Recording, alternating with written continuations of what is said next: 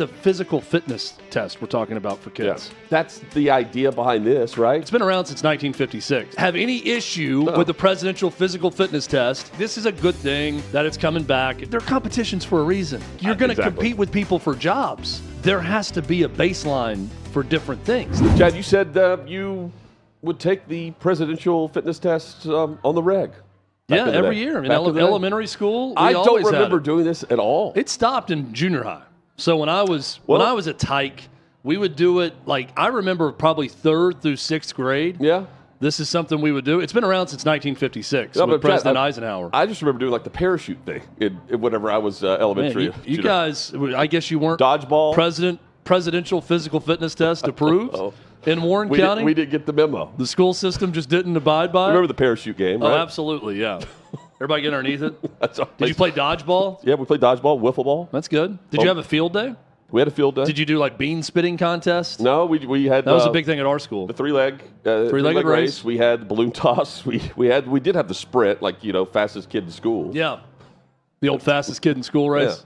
Yeah. We fought. Hey, run from here to here, and we're going to see who's faster. We went down to the fighter's corner. If you had a beef with a kid, you went down there. Someone got their ass whipped. Yeah. That's pretty much it. Yeah.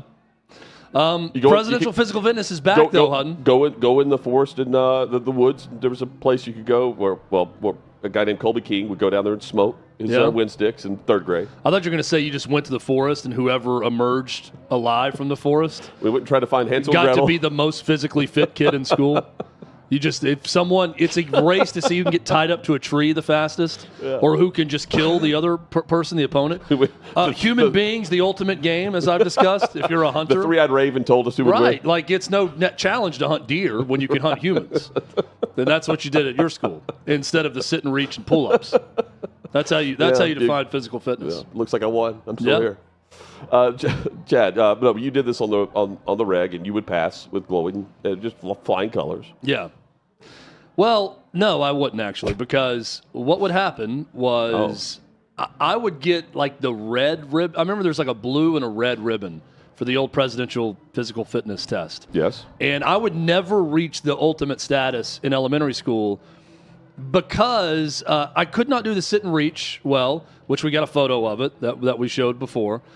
This contraption still haunts me to this day, where you have to measure your sit and reach. I was terrible at that. I didn't do a lot of stretching as a kid, right? Yeah. I wasn't trying to be good at stretching. Like Kenny Powers, I was trying to be good at playing ball, not good at exercising. So I wasn't good at the sit and reach. This is not, And to this day, I've never had the ability to pull up my own body weight. Other kids, the kid you grew up with that's just naturally strong with their own body weight and could do 50 pull-ups.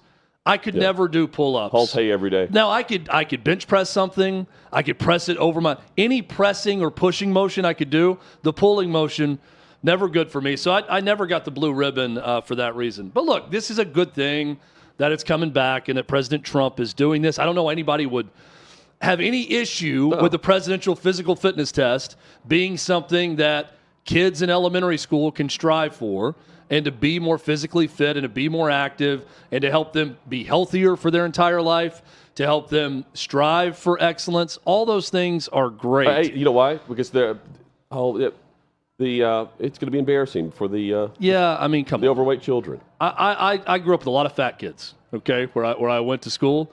A lot of kids who were not in shape. I don't remember ever seeing what ribbon they got or making fun of them for it. Yeah. I feel like it was all given to us in secret, and this was back in the 80s when I started doing this thing. And it was still, it's not – and also, they're competitions for a reason. You're going to compete with people for jobs. You're going to compete with people for college placement. You're going to compete in so many different areas of your life. So go ahead and get it started early. Here's what bothers me. President Trump was joined by Bryson DeChambeau, who was excellent, and Happy Gilmore too, Harrison Butker, Annika Sorenstam, Lawrence Taylor, who, of course, everyone immediately makes the cracks about, a convicted pedophile at times in his life, Lawrence Taylor, with underage women there with the president in the midst of all the Epstein stuff. That's interesting. And Triple H of WWE, okay, are up there talking good about kids being physically fit. I wish we could just have this, and then it's okay, cool, this is a good thing, and they're just up there representing kids being more physically fit, and not just, now let's attack everyone who's up there standing with the president and everything they've ever done or what they stand for, even though they're just up there because it's a physical fitness test we're talking about for kids. Yeah. Hogan would have absolutely been up there. He would have. R.I.P. You know who else should be up there? Like Paul McCartney, Angus Young, any of these rockers and musicians who are in their 70s and 80s still going 3 hours a night straight. Bruce Springsteen. Yeah. All these guys who just stay on stage constantly. That is a level of physical fitness in and of itself. They should represent that angle. That's incredible. I'm with you there. There's like I call it almost like astronaut fitness. That's like what a NASCAR driver or Formula One driver has to have. The like oxygen and the great lungs, lung capacity. Yep. And it's just a different level of I can stay in the heat for a long period of time. I can stay in this position. I can withstand G-forces or whatever it may be. It's not like an edge rusher in football level of physical fitness, but it's very different. Yeah. And an edge rusher wouldn't be able to race a car, necessarily. So, I think you need people from different walks of life. Yeah, representing golf should have been John Daly. Yeah, but they've got they weren't in attendance, but Jack Nicklaus, Gary Player, Tony Romo, Saquon Barkley, Wayne Gretzky, Roger Goodell, they're all standing behind this. And why? Because it's a good thing.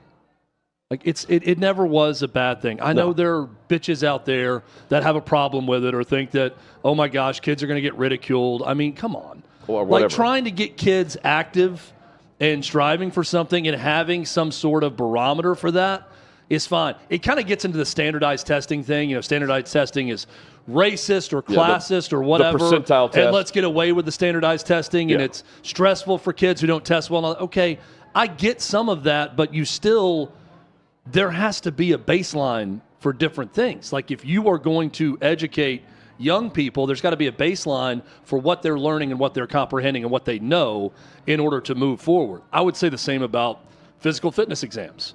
There has to be a baseline for what you can accomplish in order to be deemed physically fit or able to accomplish things physically in athletics, in life, on stage, as you mentioned, Hutton, in any walk of life. Yes. I'm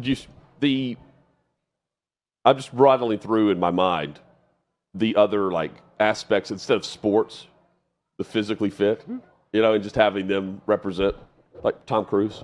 Tom Cruise would be a great one. Have in the background. Yeah.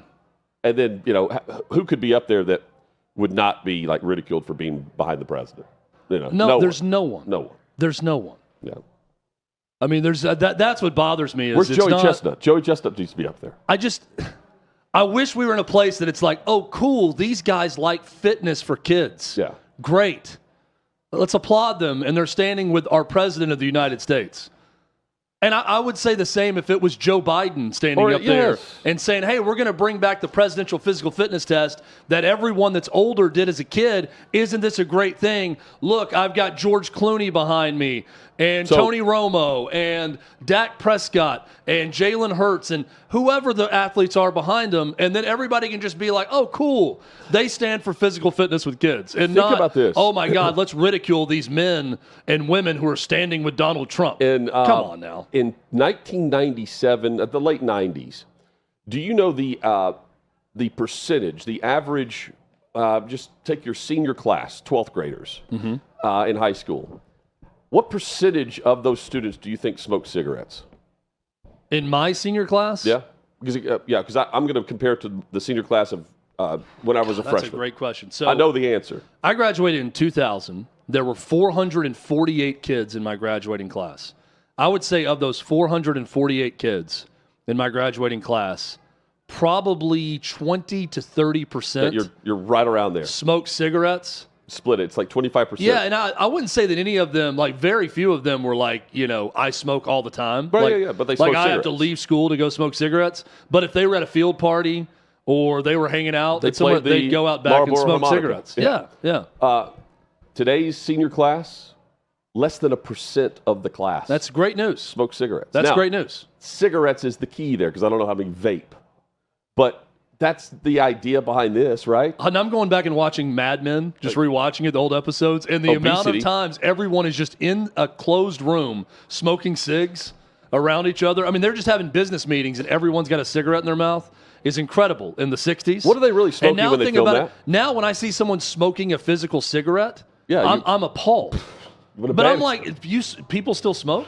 I mean, I see people vape often, right? But like if they actually pull out a cigarette and go outside and smoke it, I'm thinking, oh, you're the one person who still smokes. If you think about the different ages or the different eras is a better way to term this of every generation and what we will tell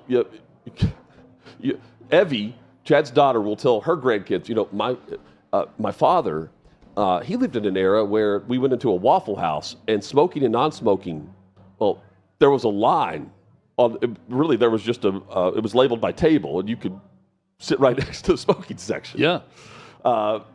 Now, like if you're within 20 feet of a restaurant and you have a cigarette, you're arrested. Again, I'm just shocked when I see anyone with a cigarette. Yeah. And I grew up around it all the time. Both my parents smoked for the longest time. You just don't see my it. grandmother smoked. I remember being hotboxed by my grandmother in her old LeBaron, driving around like she just had the windows rolled up, smoking away. 2 cigarettes on the LeBaron went away 5 with mile the drive. cigarette. Yeah, it also came with the health risk. I think that I have serious breathing and first off, I was born with asthma, probably because my mother smoked when I was in the womb, and bad allergies. But like growing up, that was my existence. I'm like getting nauseous because my grandmother is smoking with the windows up. There's a bumper sticker, just like the isn't it warning amazing? Causes cancer. It's on the LeBaron as well. Nana, can you roll the windows down? She's like, no, it's cold. Why would I do that? Because I'm inhaling all the secondhand smoke. Secondhand. I get in this conversation with my mom all the time too. I feel fine. My mom's gonna hate me for talking about this, but I would get in this conversation all the time and her sisters are around too, and she's like, I mean, we just didn't know back then. We just didn't know about. They're all like, we definitely knew.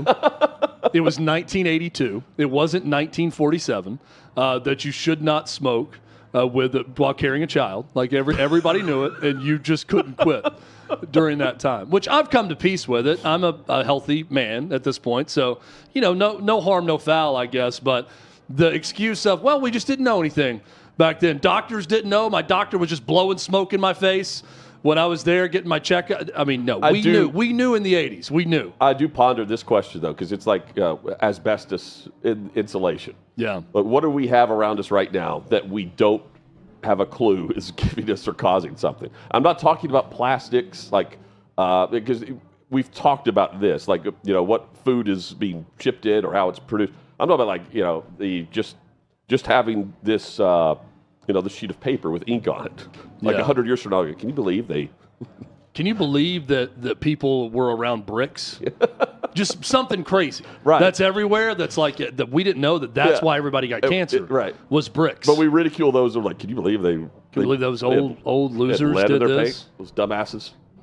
Yeah. Can you believe people ate bacon? Yeah. Knowing what bacon does now? There's always going to be something. You know what they're not going to have? They're not going to have the question, can you believe they had a presidential fitness exam? They're not going to think that. No. But what they are going to do is ridicule and make fun of people who stand with the president, even though it's a good thing. It will be in the era of the 32 definitive college football teams. Yes, it will, Hutton. Great segue. Chad, we are down to the final 12. Yeah, it's time to piss some people off on this one, okay? There was going to come a cut time, a moment where your favorite team was not going to make the cut of this hypothetical 32-team NFL, college football NFL version. Everyone says college football is headed to more of an NFL model.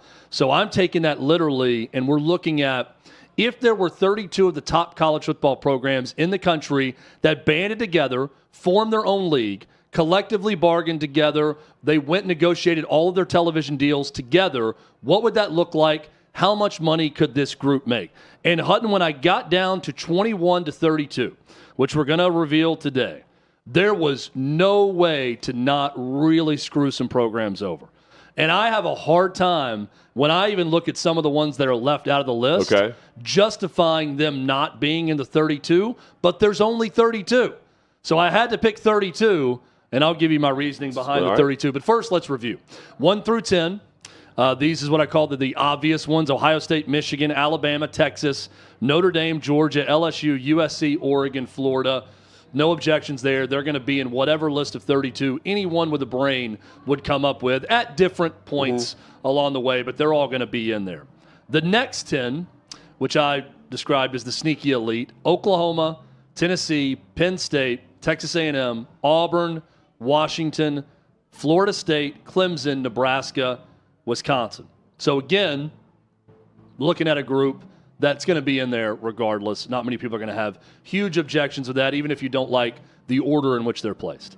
Now let's go to 21 through 32, Hutton, and we'll unveil them one by one, okay, as we go down the list. And you're not going to have any problems with some of these, but as we get closer to 30, it's going to get a little wonky, okay? Let's go to number 21. 21, the Miami Hurricanes. No problem? No. I would brand recognition, huge. South Florida, obviously, a big-time market you want to be in for television purposes. A lot of money being pumped into that program. National championship caliber program. They've won it multiple times. Miami's a no-brainer to be in this Super 32. Number 22, the Iowa Hawkeyes. Sneaky good. Sneaky consistent. They win. Very white, tight end heavy, but a team that doesn't play a lot of offense, but good defense. Kirk Ferentz has been the model of consistency for the most part at Iowa, a top program, and one that's going to be in the 32. Number 23, one that I think has far underperformed historically based on their resources, the North Carolina Tar Heels. And maybe Bill Belichick can turn this around, but this has long been, to me, a sleeping giant in college football. Great college town, state with a gigantic population, and they have not won a conference championship since 1980, I think is the year. Wow. At North Carolina. They've had 2 10-win seasons in that time. So we're talking about 45 years. They won one with Mac Brown, and I think the second one with Mac Brown in his second go-around in 2015 or 16. So that's the only time they've had double-digit wins. They won 8 or 9 with Drake May. Yeah. So twice in 45 years have they had double-digit wins at North Carolina. But it's marketable. They are. So they're on the list. 24, Arkansas Razorbacks. Great years in the old Southwest Conference. They can be a player in the SEC. They have been at times. They were really good under Bobby Petrino. They were really good early on under Sam Pittman. They've got a lot of big money boosters. They're in the top 30 of the top valuations of college football programs. The Razorbacks get in. Number 25, and I did kind of go back and forth on this. I thought they were going to be on the list, but I do think that you could sit and argue about, do you really need to include a team from the state of Mississippi if we're talking Super 32 college football conference? But I'm going with Ole Miss. I'm going with Ole Miss. I'd have them in. Not because historically they've been great. They haven't been. They've been one of the worst programs in the SEC throughout time. But in recent history especially, they're right behind Alabama and Georgia since Lane Kiffin took over in wins. They've got a rabid fan base. They got a lot of money that's pumped into that program. So give me the Ole Miss Rebels at number 25. Number 26, another team, Hutton, that I think because of the fan base, the interest in the state, the interest in the program, they've probably underperformed based on expectations. The South Carolina Gamecocks. They're going to be in at number 26. Definitely. This gives the state of South Carolina a second team, which may not look right to some. I don't care. South Carolina's making my list of the top 32. Number 27, Michigan State. They've won a national title in their past. They've got good football history. Michigan State becomes the second team out of the state of Michigan in the Super 32. This is where it's going to get a little wonky. And I think that you could argue, and I'm going to give you a list, Hutton, of the teams that were shunned from my list, and you'll think, wow, how does this team not in a 32? But I'm going to start with TCU. Big money, big market, good history. I'm going with TCU. I'm going with TCU over Baylor. Honestly, those are the two that I went back and forth on, and I'm going to take TCU over Baylor. Sorry, John McClain, who will join us later. I'll apologize to him face-to-face. Number 29. This, Hutton, is the one where I was the most off based on New York Times valuation of the program. The Stanford Cardinal. I'm putting it at 29. Why? Decent history, great private academic school. And quite frankly, I could not, in good conscience, only have one college in the state of California to be in this group. They don't. If I am putting together a Super 32, Hutton, that is too big of a state from a population standpoint to only have USC as a representative. I'm taking Stanford over Cal as my Northern California representative in the Super 32. They don't embrace the Super 32, though. They don't have NIL. They have Andrew Luck now because they finally realized they can't exist without NIL programs. Yeah. So I don't know if they could just jump in and exist in this 32. Let's revisit this when I give the last ones, because then when you see some of the ones that aren't in there, there's a lot of good arguments to be made. Okay. Number 30, BYU. BYU is not valued as highly as Utah, but given the Mormon Church involvement, Hilton involvement, all the money they direct towards athletics, they do have a national following because of the religious base of the school. I think they're more valuable than Utah nationally, so I'm taking that BYU brand. Also a program that's won a national title in the last 45 years, BYU. I'm taking them at 30. And Hutton, because I'm a Patriot, I'm going Army and Navy at 31 and 32. Okay. If I'm having a national super conference, I have a hard time leaving out our national biggest military academies from this game. They obviously have a national following as well for everyone that's in the military. I'm going Army, Navy, 31 and 32. So here's a look at what the 32 look like, Hutton, when you see all of them together. This is the NFL of college football with the final 32. It's a lot of colors, a lot of programs. My glaring... Who's your biggest snub?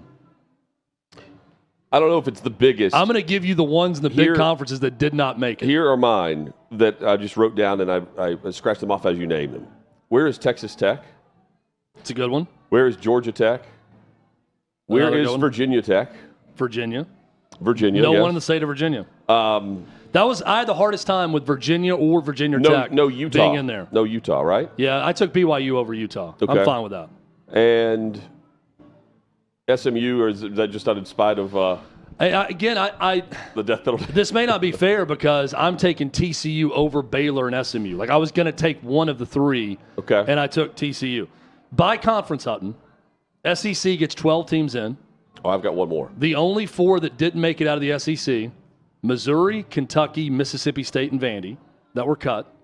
Big Ten gets 10. Missouri makes more. The legitimate Big Ten, they get 10 teams in. 8 teams didn't make the cut in that conference. ACC gets 5. Big 12 gets 2. The American Athletic Conference gets 2, Army and Navy, and then the one independent with Notre Dame. I was going to mention Oklahoma State. Oklahoma State's a big one. Here's some other ones that didn't make the cut. NC State, Pittsburgh, Louisville, not in there, out of the ACC. Big 12 schools, West Virginia, Colorado. Colorado's won a national title back in 1990. I didn't have them in the 32. Iowa State, Kansas, Cincinnati, Arizona State, Houston. The Big Ten.